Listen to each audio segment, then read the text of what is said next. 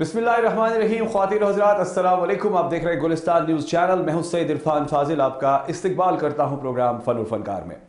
बहुत बहुत शुक्रिया जी, भरपूर प्यार देने के लिए। लगातार आप इस प्रोग्राम को पिछले 7 साल से पसंद फरमा रहे हैं और हमारी भी यही कोशिश है कि इस प्रोग्राम को इसी तरीके से खूबसूरत अंदाज से आप तक पहुँचाएँ। और जहाँ तक आपने देखा कि कश्मीर में बहुत ही खूबसूरत टैलेंट है, चाहे हम बात करें आर्ट वर्क्स को लेकर, कल्चर को लेकर या कई सारी चीज़ें। इनफैक्ट हमने देखा कि जब यहाँ पे फिल्मों की बात चलती है, ब्रॉडकास्टिंग की बात चलती है, तो कई सारे ऐसे अनगिनत चेहरे जो आपके सामने हमने इसी चैनल पर लाए और जिनका काम न बल्कि कश्मीर मुख्तलिफ ममालिक तक पहुँचा हुआ है। कश्मीर के साथ साथ बात करें तो कुछ ऐसे टैलेंटेड आर्टिस्ट वादी कश्मीर में अब उभर के निखर के आ रहे हैं। यंग जनरेशन की बात करें तो एक साइड से देखा जाए तो प्रोफेशन कुछ अलग है, मगर साथ ही साथ शौक कुछ अच्छे हैं। देखा जाए तो आपने देखा कि लास्ट टाइम हमने कुछ फिल्म डायरेक्टर्स, कुछ क्रिएटिव लोगों का इंटरव्यू किया। इनफैक्ट अपने बॉलीवुड के कई खूबसूरत चेहरे जो है मेरे इस प्रोग्राम में देखे, जिनका हमने इंटरव्यू किया। जब भी उनका सफ़र कश्मीर में जुड़ता है तो इरफान फाजिल का कैमरा उन पर फोकस होता है। तो आज जी हाँ, एक और मेहमान को मैंने दावत दी है जो कि देखा जाए बहुत प्रोफेशनली सिस्टम इंजीनियरिंग के साथ एक बड़े इदारे के साथ बिजी हैं, इंजीनियरिंग वर्क्स के साथ बिजी है, मगर दूसरी जानिब अगर देखा जाए कलम की ताकत के साथ जुड़ी है। और वो कलम की ताकत जो दुनिया में सबसे बड़ी ताकत है। यानी देखा जाए तो कुछ लोग शायराना अंदाज, कुछ लोग जी हाँ पोइट्री, मगर कुछ लोग आर्ट वर्क्स के साथ जब कैलीग्राफी को जोड़ते हैं तो यहाँ पर एक नाम हमें याद आता है, साइका रशीद का। आपका वेलकम है प्रोग्राम में। Thank you so much Irfan साहब, आपका इस शो में मुझे बुलाने के लिए। नाज़रीन किराम, आज हम साइका रशीद से बात करेंगे। आप यकीन मानिए, जब मैंने इनके आर्ट वर्क्स देखे भाई मुझे तो बहुत अच्छा लगा, क्योंकि आपने देखा कि कई सारे ऐसे कैलीग्राफिस्ट, कई सारे ऐसे आर्टिस्ट को भी हमने इस प्रोग्राम में दावत दी है जो तकरीबन पिछले 5-6 साल से काम कर रही हैं। मगर जब हमने इनका आर्ट वर्क देखा, हमने इनको कांटेक्ट किया और इन्होंने बड़े अच्छे अंदाज से हमें रिस्पॉन्ड किया और आज ये प्रोग्राम में बैठिए। आज आखिरकार जान लेते हैं कि एक साइड से सिस्टम इंजीनियरिंग और दूसरे साइड से इस आर्ट वर्क का क्या राज है। सबसे पहले मैं जानना चाहूँगा आपसे, बचपन को लेकर बात करेंगे, आपकी पढ़ाई लिखाई, आपके घर का माहौल और बचपन से आपके शौक़ क्या थे? मेरी एजुकेशन मैंने बीटेक किया हुआ है इलेक्ट्रॉनिक्स एंड कम्युनिकेशन में। उसके बाद मैंने अपना एमबीए किया थ्रू इस्लामिया कॉलेज और उसके बाद मेरी जॉब लगी। जैसे कि मैंने आपको बोला, मैं इंजीनियर हूँ और घर में भी I was always surrounded by engineers, like starting from my father जो रिटायर्ड डिविजनल इंजीनियर रह चुके हैं बीएसएनएल में। उसके बाद मेरी sister, she is also an engineer. मेरे ब्रदर इन लॉ भी इंजीनियर है, मेरे हस्बैंड भी इंजीनियर है। एंड उसके बाद रहते हैं cousins, they are also engineer. Almost 80 to 90% of my cousins are engineer. So I am surrounded by engineer. Engineering family all round. Yes, क्या बात। बट आई एम हैप्पी कि आर्टिस्ट की, मतलब एज एन आर्टिस्ट शायद मैं family में वाहिद एक इंसान हूँ जिसका इसकी तरफ रुजू था। एंड बचपन से ही था, नॉट कि अब मैं हमेशा आर्ट को वक्त भी देना चाहती थी और मुझे सुकून भी मिलता था जब मैं कोई भी पेंटिंग करती या कलम के साथ स्केचिंग वगैरह, कैलीग्राफी, व्हाटएवर। तो ये मुझे हमेशा सुकून देता था, मैं हमेशा करना चाहती थी। बट शायद जो हमारा वक्त था, मैं उस वक्त की बात करूँगी, आज की नहीं, तब उतना प्लेटफॉर्म नहीं था आर्टिस्ट के लिए, तो शायद हमें मैक्सिमम फोकस अपनी एजुकेशन पे ही देना पड़ता था। यानी एक साइड से इंजीनियरिंग का माहौल, पढ़ाई लिखाई का माहौल और कुछ अपने खूबसूरत सपने जिसे साकार करना था। मैं जानना ये चाहता हूँ कि आपके वालिदैन की क्या चाह? वालिदैन ने अप टू 10th मुझे नहीं कुछ कहा। वो देखा करते थे कि मैं आर्ट के साथ कभी कभी संडेज या कभी, आई रिमेंबर, मुझे एक वक्त याद है, मेरी मम्मा साइड में सोई थी, she was not even knowing, मैं उनका स्केच कर रही थी, पोर्ट्रेट बना रही थी, और जब वो उठी तो शी स्माइल, बोला अब तो तुमने ये भी स्टार्ट कर लिया। That was okay. बट फिर एक वक्त आया, शायद इट वॉज 10th क्लास, जब उनको लगा नहीं, now we need to stop her, otherwise इसका माइंड चला जाएगा। यस। तो फिर उस वक्त थोड़ा सा, उसके बाद टिल इंजीनियरिंग थोड़ी एक ब्रेक लग गई। तो वो एक था कि शायद उतना सपोर्ट नहीं मिला।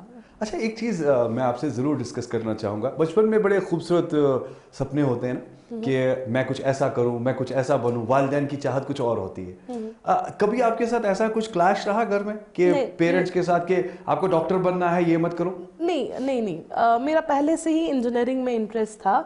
हाँ, ये एक हॉबी थी ओके। मैंने इसको प्रोफेशन के तौर पे नहीं सोचा लिया, था, ये एक ओके। हॉबी थी, जी। इसलिए क्लैश नहीं हुआ। ओके ओके अगर मैंने सोचा होता मैं इसको प्रोफेशन बनाऊंगी, शायद तब क्लैश हो जाता। Okay okay. चलिए, ये तो आपके घर की बात थी, पढ़ाई लिखाई की बात थी। अब थोड़ा आर्ट पे आ जाते हैं। मैं जानना चाहूंगा कि शुरुआत कैसे हुई, यानी ये ब्रश कैसे उठा, इस जहन में ये ख्यालात कैसे आए। कुछ लोग तो अक्सर मेरे को बोलते हैं कि जब कोविड हुआ था, कुछ करने के लिए था नहीं तो हम लोगों ने स्टार्ट कर दिया। बिल्कुल। तो आपने कब शुरू किया था?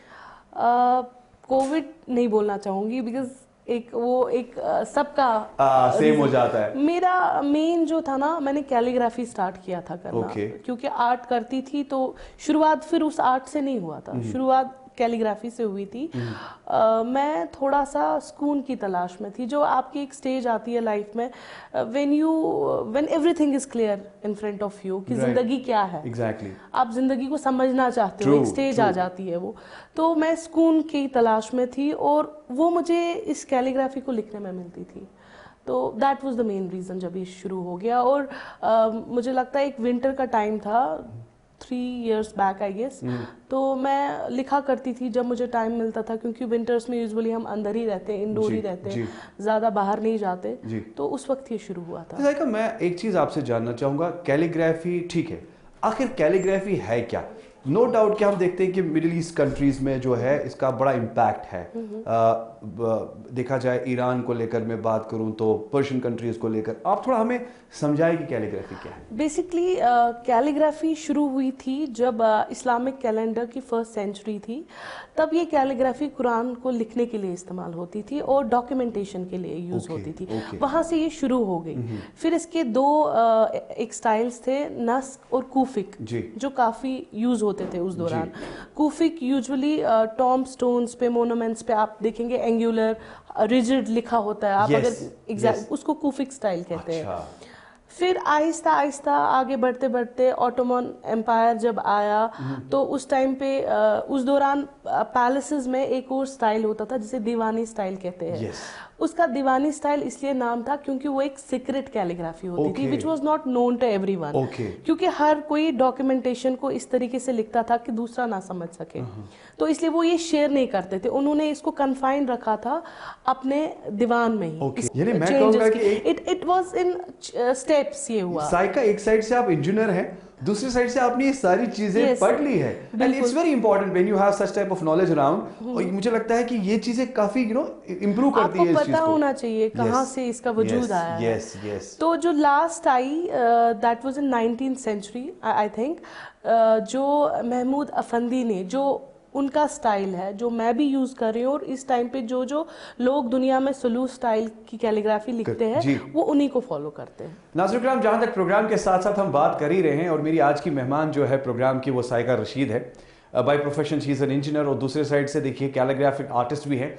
अब जब हमने इतनी बातें कर ली है फिलहाल, तो प्रोग्राम के साथ साथ यहाँ पर लाजमन बनता है कि वो खूबसूरत सा काम जो है, जो मैंने देखा है, बाकी लोगों ने देखा है, अब आप चैनल पर भी देखिए ना कि कितना ज़्यादा खूबसूरत काम इनका है। वो ब्रश को लेकर, वो कैलीग्राफी को लेकर, उस आर्ट को भी आप पसंद करेंगे।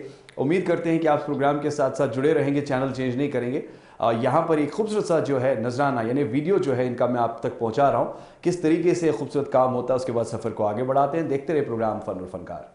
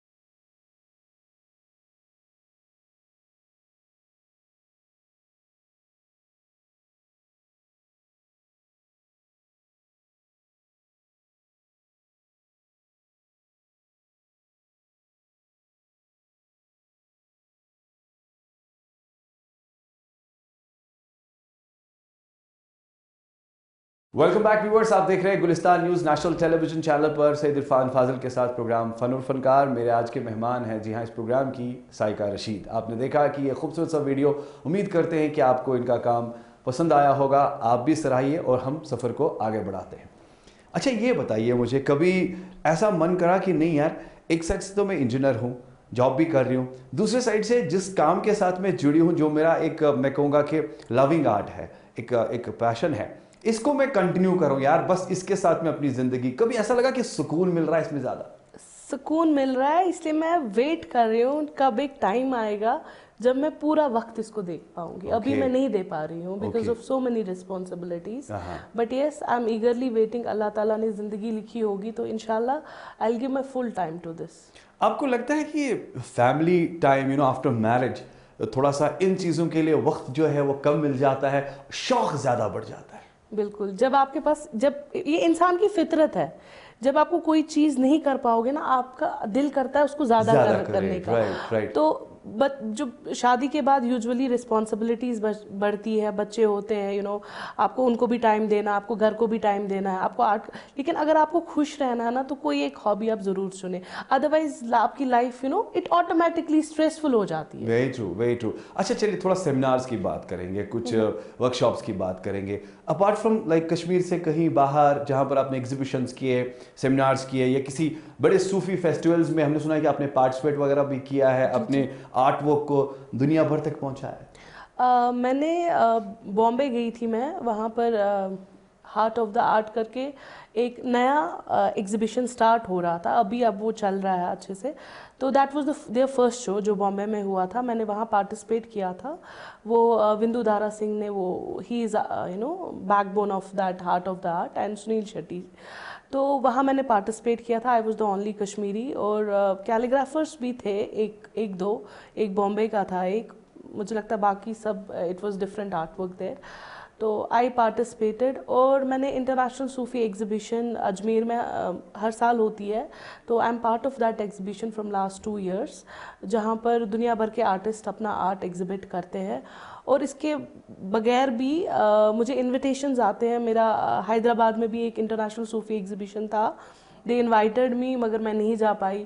और अभी भी एक महीने के बाद टर्की में एक एग्जीबिशन है, बट वक्त की कमी की वजह से, they have also invited me, but वक्त की कमी की वजह से मैं नहीं कर पा रही हूँ। एग्जीबिशंस के साथ साथ जब अपने आप आर्ट को प्रोड्यूस कर रही है, आपको क्या लग रहा है कि इस वक्त यंगस्टर्स को लेकर जब आप देखिए, फॉर एग्जांपल जो अपकमिंग बडिंग आर्टिस्ट है, जो आजकल के टाइम के बच्चे जो है, जो अब इन चीज़ों की तरफ रागिब हो रहे हैं, आपको लगता है कि इसमें अच्छा खासा एक फ्यूचर है, इसमें भी अच्छा खासा एक स्केल है जो कि आप अपने लाइफ के साथ जोड़ सकते हैं? जैसे हम कहते हैं कि बाय प्रोफेशन डॉक्टर बढ़िया है, इंजीनियर बढ़िया है, पायलट बनना है, थोड़ा बताइए इसके बारे में। आपको पता है, जो आज की जनरेशन है और हमारी जनरेशन में क्या डिफरेंस है? जी। हमको बोला जाता था क्या करना है, इनको बोलने की जरूरत नहीं है। They are very clear, and they are not specific about being an engineer और डॉक्टर। इनको वही करना है जिसमें ये माहिर है, ये इनकी खूबी है। और इसका सबसे इम्पोर्टेंट मतलब मुझे लगता है, एक हमें इनके पेरेंट्स को भी शेयर देना पड़ेगा, क्योंकि वो इनकी हेल्प करते हैं उनकी ड्रीम्स को अचीव करने में। आजकल के पेरेंट्स वो इतने टिपिकल नहीं है कि नहीं, जो हमने सोचा है बच्चों को वही करना है। सो बच्चों को पता है उनको क्या करना है, बस डायरेक्शन की थोड़ी बहुत कमी होती है, एक प्लेटफॉर्म की ज़रूरत है। और चाहे जो आज के बच्चे हैं, उनको चाहे सिंगर बनना है, किसी को आर्टिस्ट बनना है, किसी को आर्ट की तरफ है, किसी को एक्टिंग की तरफ है, they know what they have to do. यानी हम कह सकते हैं कि बच्चे फैसले खुद ले रहे हैं, और बच्चे जो अपनी लाइफ में डिसाइड कर रहे हैं तो वो भी अचीव करना पसंद करते हैं। मगर साथ ही साथ जब हम इस आर्ट वर्क को लेकर बात करें, कितनी अवेयरनेस है? फॉर एग्जांपल हम देखेंगे, चलिए ड्राइंग तो ठीक है, स्कूल्स में भी ड्राइंग बच्चों को। मैं इस बारे में एक चीज़ बताऊंगी। मुझे लगता है सबसे पहला जो स्टेप है ना, इस चीज़ को लेके स्कूल से स्टार्ट होता है। एक टीचर को आइडेंटिफाई करना चाहिए स्कूल में कि कौन से ऐसे बच्चे हैं जिनका इंटरेस्ट इसकी तरफ ज़्यादा है और जो इसमें बहुत अच्छा कर सकते हैं। There should be proper groups जो स्कूल्स में बने, आप समझ रहे हैं? राइट। जो एक दूसरे को हेल्प आउट भी करें और प्रमोट भी कर सकें। So the first step is with school, then comes the second step जो है पेरेंट्स का। जब तक पेरेंट्स उनको हेल्प नहीं करेंगे, एक मिनिमल हेल्प, उनको एक एसेसरीज आपको प्रोवाइड करनी है, और आई थिंक आजकल के पेरेंट्स कर रहे हैं, और अगर नहीं कर रहे तो करनी चाहिए। एक मिनिमम जो उनकी एसेसरीज उनको जरूरत होती है अपने आर्ट को, चाहे म्यूजिक के लिए गिटार है, चाहे आर्ट के लिए you need canvases, you need कलम आपको चाहिए, आपको कलर्स चाहिए, ऑल दीज थिंग्स। वो एक पेरेंट का रोल है, और उनको गाइड करना भी। फिर तीसरा मेन स्टेप आता है जब हम गवर्नमेंट की बात करें। जब ये 2 स्टेप्स होंगे ना, उसके बाद हम तीसरे स्टेप का सोच सकते हैं।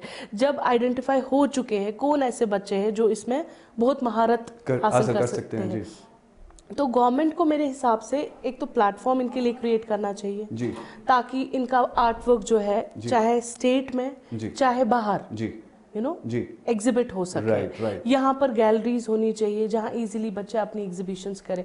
अब इसमें एक चीज मैं आपको बोलूंगी, सिर्फ एग्जिबिट नहीं करना है, अगर उनका ये प्रोफेशन है उनको इससे कुछ अर्निंग भी मिलनी चाहिए। उसके लिए ऑक्शन का बहुत होना इंपॉर्टेंट है। मैं यही चीज बोलने वाला था कि देखा जाए कितने ऐसे वर्कशॉप्स हो रहे हैं यहाँ, कितने ऐसे बड़े एग्जीबिशंस यहाँ हो रहे हैं जिसमें आप अपने बड़े कैनवस पर ये चीज़ें लॉन्च कर सकते हैं, जिसको आप एग्जिबिट कर सकते हैं या लोगों तक पहुंचा सकते हैं, रोजगार के वसाइल खड़े हो सकते हैं। क्या साइका ने जितने टाइम से आप ये कर रही हैं, चलिए आपको फ़ोन कॉल आ गया, आप किसी के लिए कोई स्पेशल ऑर्डर तैयार करती है या कोई शौकीन रखता है, मगर आपको नहीं लगता है कि अगर हम बड़े फोटोग्राफी एग्जीबिशंस की लेकर बात करेंगे जो इंटरनेशनल लेवल पर होते हैं, चाहने वाले जाते हैं, बड़ी बड़ी चीज़ें खरीदते हैं, यहाँ के लोगों में कहीं ना कहीं इसकी उतनी कदर नहीं है। Exactly, because they are undervaluing the art. This is what I am seeing from last 2 years। और मुझे लगता है इसमें एक आर्टिस्ट का स्टैंड लेना बहुत जरूरी है। बेशक आप आर्ट अपना सेल मत करो, अगर आपके आर्ट को सही वैल्यू नहीं मिल रहा है, प्लीज अपने तक ही रखें इसे। जब वैल्यू सही होगा तब आप इसको सेल करें। और अगर इसका ऑक्शन होगा ना, अगर गवर्नमेंट यहाँ के आर्टिस्ट को, कुछ आर्टिस्ट का जिनका आर्ट अच्छा है, उनका आर्ट वर्क बाहर ले, क्योंकि बाहर स्टेट्स में बहुत इसकी कदर करने वाले बहुत ज्यादा है, वहाँ ऑक्शंस भी बहुत होते हैं, तो एक रेवेन्यू काइंड ऑफ जनरेट हो सकता है। और इसमें मैंने एक और बात देखी है, हमारा जो कश्मीरी हैंडीक्राफ्ट है, ऑलरेडी आपको पता है वो कितना एक्सपोर्ट करते हैं, वो कितना अर्न करते हैं। इसमें मैं एक चीज बोलूंगी, अगर किसी को इसमें प्रोफेशन करना है तो उसको बड़ा सोचना है कि कौन सी ऐसी चीजें हैं जो एक्सपोर्ट हो रही है to the rest of the world. तो उसमें हमारा पेपर माशी आता है, हमारे कारपेट्स आते हैं, हमारा मेटल वर्क आता है, हमारी वुडन कार्विंग्स आती है। Why not to do the calligraphy on those things, क्योंकि उसका मार्केट ऑलरेडी बना हुआ है, आपको मार्केट ढूंढने की जरूरत नहीं है। एक साइड से मार्केट ढूंढने की जरूरत नहीं है, दूसरे साइड से ये सारी चाहत, ये कोशिश, ये लगन से काम हो रहा है, मैं कहूँगा महदूद है, मैं कहूँगा बड़े पैमाने पर नहीं है। कश्मीर को जब हम देखते हैं तो हमारे पास एक लिटरेचर का एक वास्ट बैकग्राउंड है, अपना आर्ट कल्चर इतना ज़्यादा फेमस है, मगर ये चीज़ें जब एड ऑन होगी, क्या आपको लगता है लाजमन सबसे ज़्यादा काम किसका बनता है इसको एक्सपैंड करना? ये चीज़ें शुरू हो रही है अब। अच्छा, देखिए, हम ओवरनाइट कुछ नहीं होता है, आप मानते हैं ये बात? आप क्या आप 2 साल पहले यहाँ एग्जीबिशंस देखते थे ना? तो ये अब हो रहा है। It will take time. मुझे लगता है आर्टिस्ट के लिए पेशेंस होना बहुत जरूरी है। क्या जमीनी स्तर पर प्राइवेट काम ही हो रहा है? क्या आपको लगता है प्राइवेट? मैं जो कर रही हूँ मैं अपने बिहाफ पे कर रही हूँ, मुझे कहीं पर किसी ने कोई गवर्नमेंट की तरफ से या कोई प्लेटफॉर्म नहीं मिला है। आपको नहीं लगता ये लॉस है? हाँ, कह सकते हैं। अगर देखा जाए एक साइड से हमारा कल्चर है, आप अपने आर्ट से अपने कल्चर को प्रमोट कर सकते हैं। बिल्कुल, तो हो रहा है। बिल्कुल। देखा जाए तो जितने भी बड़े इदारे यहाँ बैठे हैं, क्या काम कर रहे हैं? गवर्नमेंट के एंड से काम हो रहा है? शायद उतना नहीं जितना हो सकता था। हो सकता है, जी, हो सकता है, बिल्कुल। चलिए, इसका मतलब है कि सोसाइटी के लिए भी लॉस है और बच्चों के लिए भी लॉस है। तो फिर हम आखिरकार अपने कल्चर को, अपने ये सारी चीजों को कैसे प्रमोट कर सकते हैं? फिलहाल तो मैं अपने बिहाफ पे कर रही हूँ, यानी प्राइवेट ही हो रहा है। बिल्कुल, प्राइवेट ही हो रहा है। और आपको पेशेंस, मैं बार बार एक चीज बोल रही हूँ, क्योंकि आर्टिस्ट को अगर हम बार बार बोलेंगे ना कमाना है, तो कहीं ना कहीं वो डिस्ट्रैक्ट हो जाएगा। राइट। आई डोंट वांट, ये मेरी मतलब एक एडवाइस है, जो भी आर्टिस्ट है अभी, they need to be patient. मुझे लगता है जब आप मेहनत करते हैं ना, जब आप अपना काम करते रहते हैं, अगर कोई मदद नहीं करता ना, ऊपर वाला आपके लिए रास्ते खोल देता है। Very true. अच्छा साइका, ये बताए कि कौन सा आर्ट वर्क कैलीग्राफी में लोग पसंद करते हैं ज्यादा, या जिसे आप बनाना पसंद करते हैं? मैं यूजुअली एब्स्ट्रैक्ट आर्ट वर्क को फ्यूजन करती हूँ कैलीग्राफी के साथ। मैं सोचती हूँ कि किस तरीके से ये वर्स जो है, इस पे कौन सी थीम अच्छी रहेगी, इस पे कौन सा बैकग्राउंड अच्छा रहेगा, फिर इसको मैं किस शेप में बना सकती हूँ। This is what I usually do. और ज़्यादा लोग यहाँ पर जैसे अगर कैलीग्राफी में उनको कुरानिक वर्सेस चाहिए होती है, आयतल कुर्सी, चारकुल, वो ये सब पसंद करते हैं। तो क्या ये चीजें सिर्फ कागज तक ही महदूद है? नहीं, मैं मोस्टली कैनवस पे ही करती हूँ, क्योंकि मैं एक्रेलिक पेंट यूज करती हूँ, तो वो Okay. कागज पे नहीं हो सकता। हमने देखा हमारा ट्रेडिशनल वर्क जो है, जी। जो यहाँ पर जो ट्रेडिशनल कैलीग्राफी करते हैं ना, जी, जो क्योंकि मैं बोलूँगी calligraphy basically as per rules होती है। अच्छा। इसमें नुक्तों का, डायरेक्शंस का ख्याल रखना पड़ता है। ओके तो वो काम यूजुअली पेपर्स पे होता है। Okay okay. हमने देखा कुछ कैलीग्राफिस्ट ऐसे भी हैं जिन्होंने अपने आर्ट वर्क को वॉल पर भी एक्सपेंड किया। हाँ, आप मिडिल ईस्ट में जाइए, आजकल सारा कैलीग्राफी आपको वॉल्स पे, आपको चीज़ों पे, कपड़ों पे, योर क्लोथिंग, योर स्कार्फ, हर कहीं आपको वो, लेकिन एब्स्ट्रैक्ट अरबिक वर्ड्स होते हैं। Okay. They are not verses. अब अगर देखा जाए इंटीरियर वर्क्स को लेकर, हमने देखा कि जैसे घर में आपके बड़े खूबसूरत कमरे हैं, या आपने स्कूल खोला है कोई, या आपने ऑफिस खोला है, हमने देखा कि ये आर्ट को अब वॉलपेपर से अवॉइड करके भी इस्तेमाल किया गया। हाँ, बहुत सारी जगहों पे जहाँ पर इनफैक्ट मुझे recently someone was approaching me, उनको कहीं पर अपनी लॉबी में चाहिए था। लोगों को आप जैसे प्लेन बैकग्राउंड हो, उसके ऊपर ब्लैक कलर की कैलीग्राफी ज़्यादा पसंद है बजाय वॉलपेपर जी के। जी जी। Because this is for lifetime. Very अच्छा, दिस इज मतलब जब आप एक्रेलिक करेंगे, अनटिल एंड अनलेस आप उसको कुछ खराबी खुद से ना करें, वो खराब नहीं होगा। अच्छा, एक और चीज मुझे बताइए, अगर देखा जाए स्कूल्स, इंस्टीट्यूशंस या वर्कशॉप्स के लिए, आपको नहीं लगता जैसे हम लोग अक्सर बेशतर देखते हैं कई सारे प्रोफेशनल कोर्सेज के लिए इदारे हैं, इस चीज के लिए आपको लगता है कश्मीर में इदारे? कम, मुझे तो पता भी नहीं था। तो अब मैं कहीं ना कहीं सुनने में आ रहा है, यहाँ पर हो रहा है या वहाँ पर हो रहा है। अभी भी बहुत सारे लोग मुझे इंस्टा पे पूछते हैं हम कहाँ से सीखें। ओके। तो उतना नहीं है। अब अगर फॉर एग्जांपल आपके कुछ ऐसे इरादे हैं कि आप एक इंस्टीट्यूशन या कोई अपना एक स्कूल खोले जहां पर आप इस आर्ट को भी बच्चों तक पहुंचा, एक्सपैंड करें? मैं अपने बिहाफ पे इस साल 2 जगह गई थी, मुझे उनने बुलाया था। एक तो इस्लामिक यूनिवर्सिटी, वहाँ पर मैंने अपना उनको एक वर्कशॉप दिया था कैलीग्राफी को लेके, और मैं अनंतनाग से भी ऊपर एक जगह दैट्स अराउंड 30 किलोमीटर्स वहाँ से शायद, वहाँ पर एक स्कूल है, डिग्री स्कूल है कोई, तो वहाँ पर मैं गई थी। वहाँ के बच्चों को भी मैंने वर्कशॉप दिखाया। तो जब मुझे मौका मिलेगा तो इंशाल्लाह फ्री ऑफ कॉस्ट आप अपने एंड से करेंगे। यस, बिल्कुल। मगर देखा जाए तो प्रोफेशनली हिसाब से अगर मैं बात करूं, क्या आपको लगता है इसमें स्कोप है? अगर फॉर एग्जांपल बच्चा जो आपको इस वक्त देख रहे हैं या आर्टिस्ट आपको देख रहे हैं, अभी नहीं है, अगर वो सीखेंगे, अगर वो यहाँ नहीं, मैं बोल सकती हूँ, अगर वो बाहर जाएंगे तो क्यों नहीं है। People are running so much in this Middle East में। जैसे आप दुबई में, जैसे आप खुद बाहर गई, वहां पर आपने क्या चीज ज्यादा अपनाई या पाई इसमें कैलीग्राफी को लेकर? बाहर मैंने देखा कि मोस्टली जो कैलीग्राफी है मतलब स्टाइल्स में प्रॉपर वो एज पर रूल्स लिखते हैं, और अच्छा सा बैकग्राउंड उसका होता है। काफ़ी पैमाने पे वो बनाते हैं वहाँ पर, और उनका क्या होता है, मोस्टली उनके कुछ ना कुछ उस्ताद होते हैं। जो उनके उस्ताद है, they are link to some people in इधर इन टर्की, दुबई, तो ऐसे उनका नेटवर्क बना हुआ है। अगर वो सेल करना चाहे तो उनका इजीली हो जाता है। अब अगर फॉर एग्जांपल मुझे कैलीग्राफी सीखनी है या किसी को कैलीग्राफी सीखनी है जो कि एक नया है, जिसके लिए एक ब्रश नया है, जिसके लिए एक कैनवस नया है, किन चीज़ों का ख्याल रखना है? 4-5 चीज़ों का मिनिमम। आपको एक तो कलम की ज़रूरत है, इंक की ज़रूरत है, इसका एक थ्रेड एक पॉट बनाना होता है जिसमें सिलिकॉन थ्रेड रखना होता है, फिर आप उसमें इंक और वाटर की कंसिस्टेंसी मेंटेन करके इंक बनाते हैं। ठीक है। उसके बाद यू नीड सम स्क्रिप्ट, जो भी स्टाइल, चाहे आपको कूफिक करना है, चाहे स्लूस करना है, देयर आर सो मेनी, जो वो एक आपके पास होनी चाहिए। एंड सम फोटो पेपर या एक फिनिश्ड पेपर कोई, that's all. It's a minimum thing you need.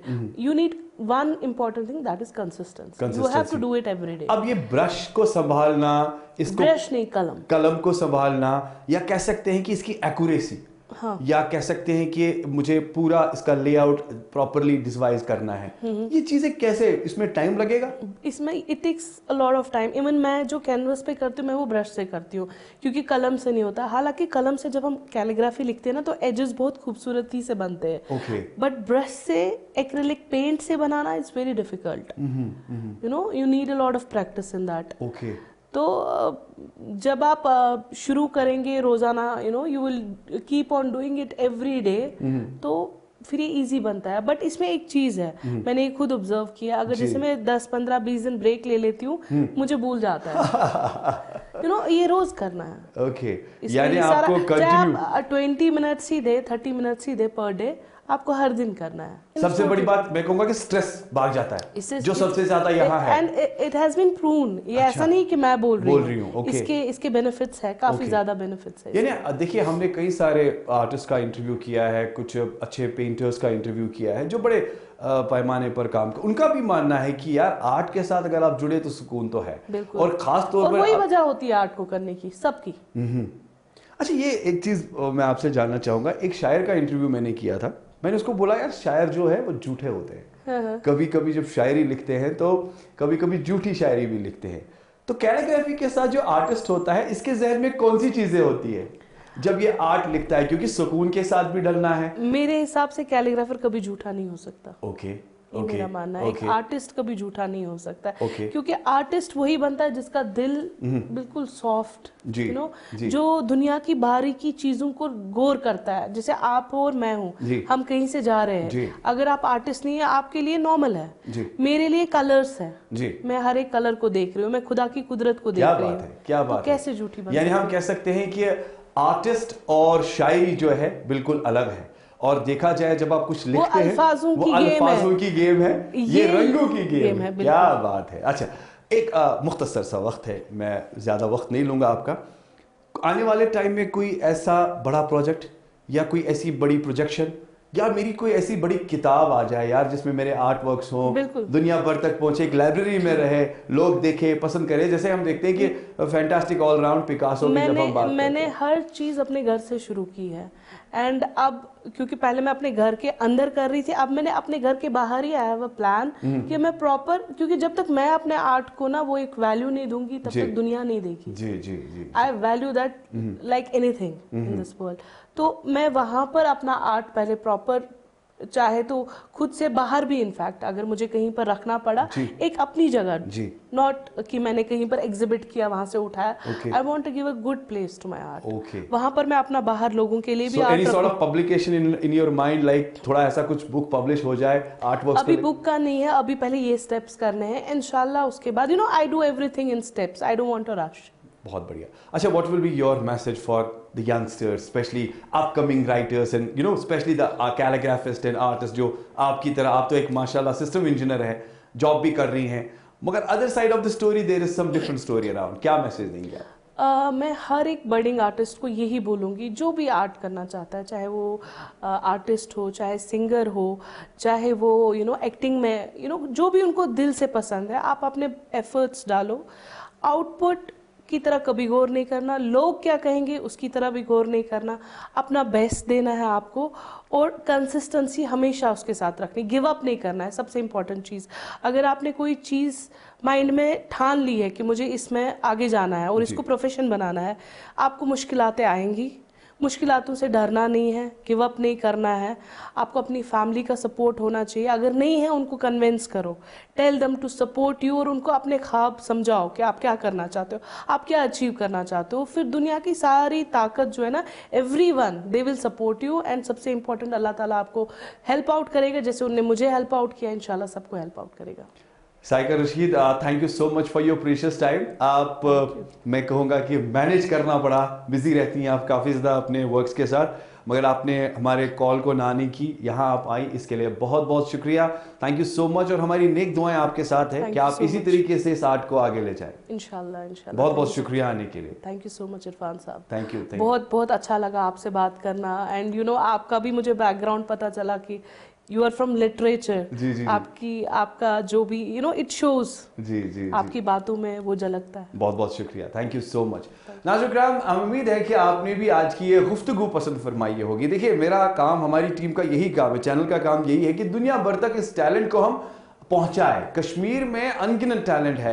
अब कह सकते हैं ना कहीं अगर देखा जाए तो कश्मीर के साथ साथ जो वो टैलेंट है, उस टैलेंट को निखारना, आगे पहुंचाना बड़ा इंपॉर्टेंट है, क्योंकि आपको भी पता चल जाता है कि आखिरकार टैलेंटेड लोग कहाँ बैठे हैं, कहाँ छुपे हैं। अब देख लीजिए साइका रशीद जी, जो कि एक इंजीनियर हैं, उसके साथ साथ इनका इतना खूबसूरत आर्ट वर्क है जो कि अब देखिए बाहर नेशनल कप तक भी पहुंचा है और आगे भी इंशाल्लाह पहुंचेगा। और ये मैं यही कहूँगा कि हिम्मत मर्दा तो मदद खुदा। फिलहाल थैंक यू सो मच, बहुत बहुत शुक्रिया। इंशाल्लाह ताला अगले हफ्ते किसी और मेहमान के साथ रूबरू होंगे, किसी और जी हाँ टॉपिक पर बात करेंगे, आर्ट वर्क्स को लेकर बात करेंगे। इजाज़त दीजिए सईद इरफान फाजिल, मेरे कैमरा पर्सन समीर वानी, मोहम्मद शफी और साथ साथ मेरे एडिटर साहिल मजीद को। बने रहिए, देखते रहिए गुलिस्तान न्यूज़ चैनल। शब बखैर।